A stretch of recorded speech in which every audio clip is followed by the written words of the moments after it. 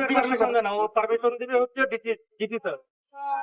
হ্যাঁ, সংক্ষিপ্তের জন্য মৌখিক। কালকে আমাদেরকে আজকে সকালে অতিক্রম করতে হবে।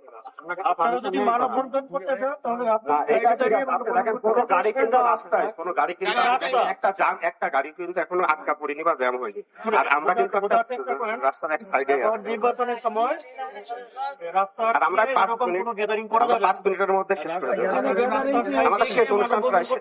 এতক্ষণ আমাদের শেষ হয়ে গেছে। আপনি জাস্ট 5টা মিনিট wait করেন।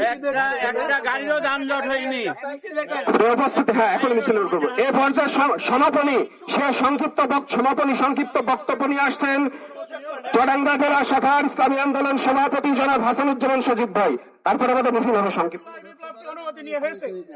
আসসালামু আলাইকুম ওয়া রাহমাতুল্লাহি ওয়া বারাকাতুহু। এখন তো খুনিদের লালন করছেন। শহীদ ওসমান হাদির হত্যার প্রতিবাদে আজকের এই সমাবেশে উপস্থিত সংগ্রামী সাথী ও ভাইরা আমার, ওসমান হাদি একটি বিপ্লবের নাম, ওসমান হাদি একটি আন্দোলনের নাম, ওসমান হাদি হচ্ছে বাংলাদেশের একটি আইডল।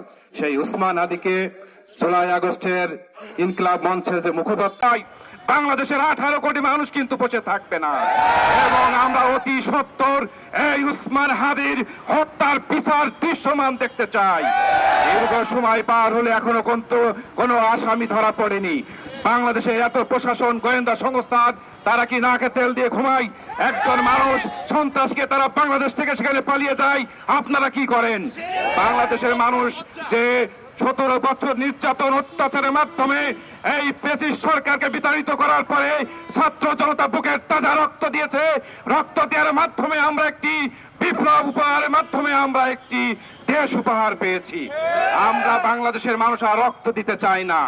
বাংলাদেশের মানুষ আর কোনো মা তার সন্তানকে হারাতে চায় না। বাংলাদেশের আর কোনো ভাই তার ভাইকে হারাতে চায় না।